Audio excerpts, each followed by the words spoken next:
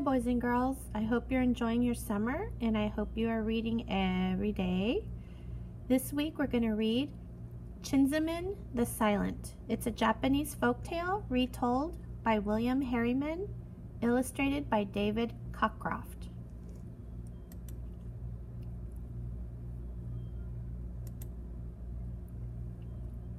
Make sure that you are pointing to the words as I am reading them. A very long time ago, there lived an armorer named Chinzaemon. His swords were very beautiful and perfectly balanced. He was famous throughout the land for the quality of his work. Even more famous than his swords, however, were his scabbards. Swords slipped into them so easily and silently that other armorers began to call him Chinzaemon the Silent. A very powerful prince heard about Chinzaemon. The prince summoned the armorer to his court. The prince admired the work of the famous silent armorer.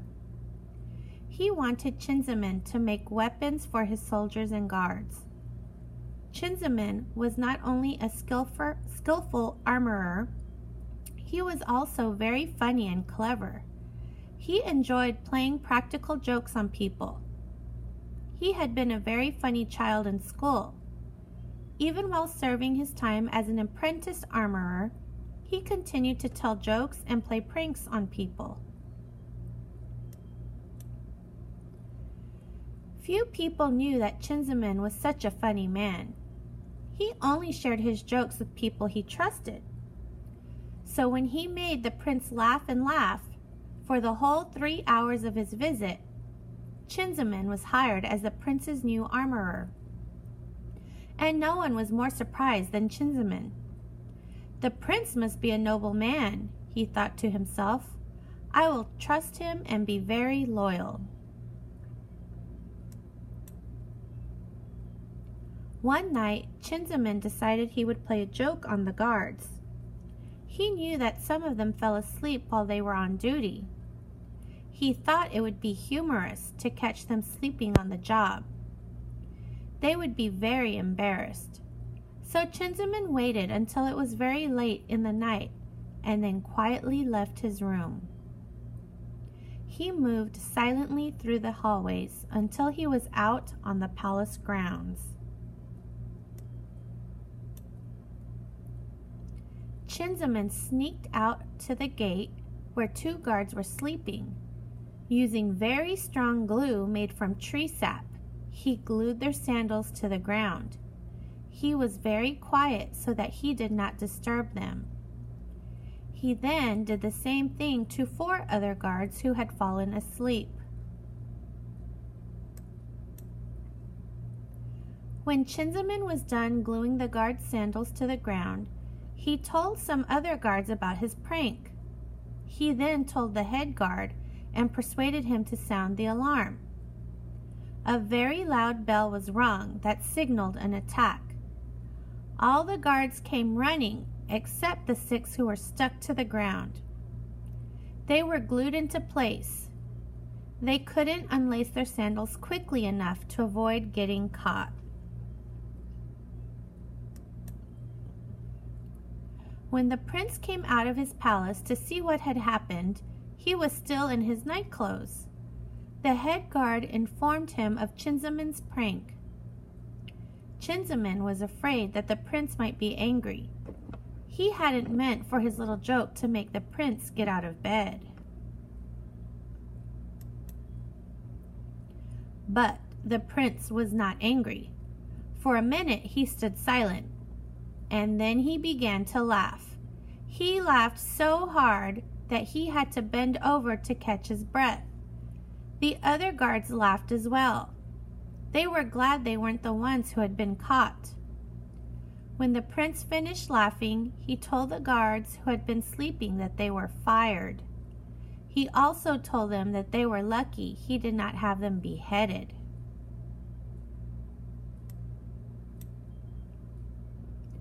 Later that day, the prince summoned Chinzaemon to his chambers. So, the prince began, you have caused me to fire 6 worthless guards.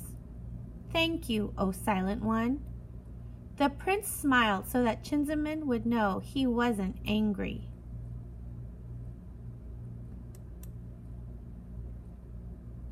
"You are welcome," Chinzaemon replied, "but I was only meaning to play a joke." He was a little nervous, but he sensed that the prince was truly grateful for what he had done. "Well, I feel safer now," the prince said. "You may have saved my life. In return, I will grant you anything you wish."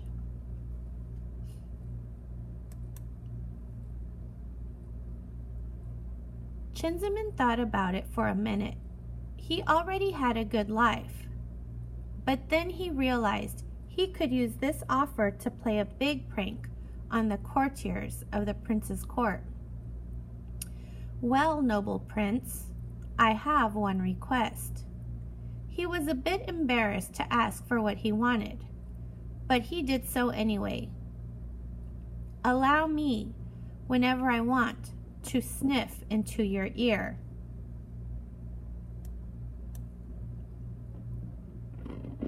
The prince was shocked. "Strange," he shouted, laughing again.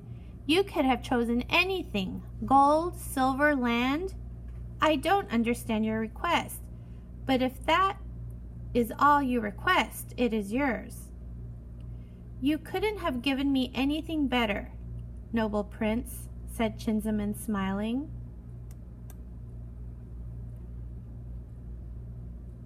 The next week there was a large gathering at the palace. All the prince's ministers came, as did the courtiers, and everyone brought their wives and dressed in their finest clothes. Every month the prince accepted visitors, usually on the full moon. Everyone who came had some request that they wanted the prince to grant. This was the tradition in every palace, in every land, all over the earth. The prince would consider their request and do his best to satisfy those he felt were worthy.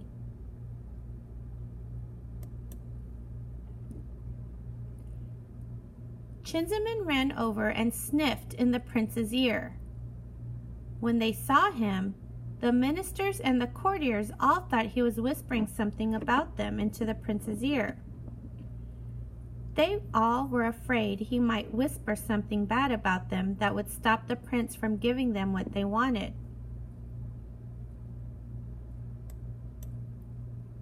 So one after another, the ministers and courtiers all began to give Chinzaemon gifts. They thought that if they gave him gifts, Chinzaemon might recommend them to the prince. They didn't know he was just sniffing into the prince's ear.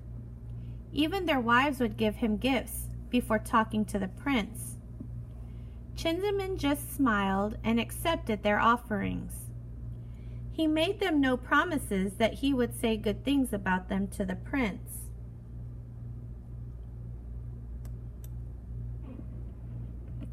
And so it happened.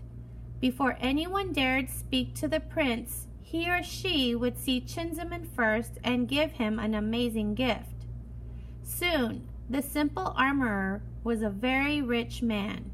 He had piles of money, beautiful gold, jewelry, jade, statues, and other fine treasures. He had so many things that he didn't know what to do with all of them. In truth, he was now as rich as the prince, but he still lived as he always had.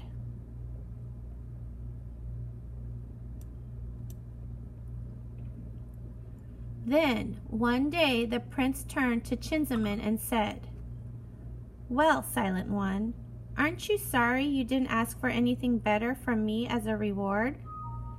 He saw that Chinzaemon's lifestyle had changed very little over the last months. He wished his loyal armorer had asked for money or land.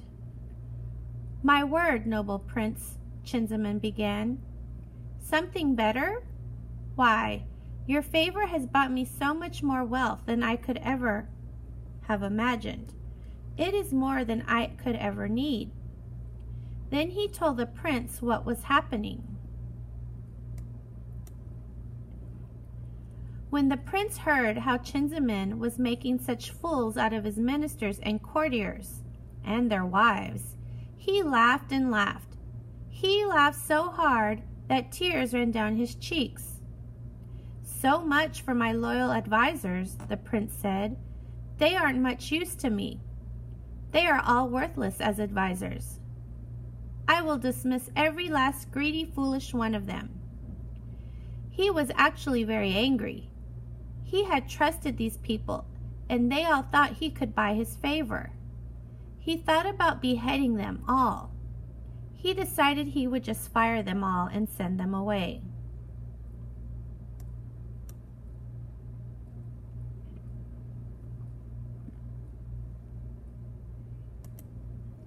The prince summoned his advisors one by one.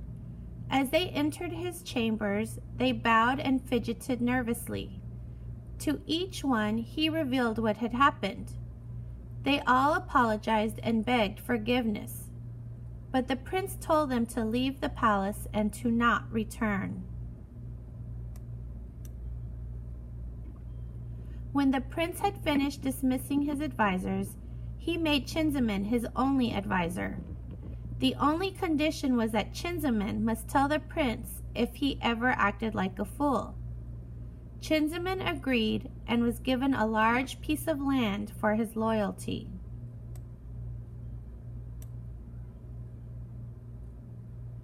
This story is an expansion and adaptation of a Japanese folktale. I hope you enjoyed this story, and I want you to think about what would you do if you were given one wish. Come up with a list of things you would want, and also I would like for you to come up with 3 questions you could ask about this story. Keep reading every day, guys, and we'll see you back at school in August. Bye-bye.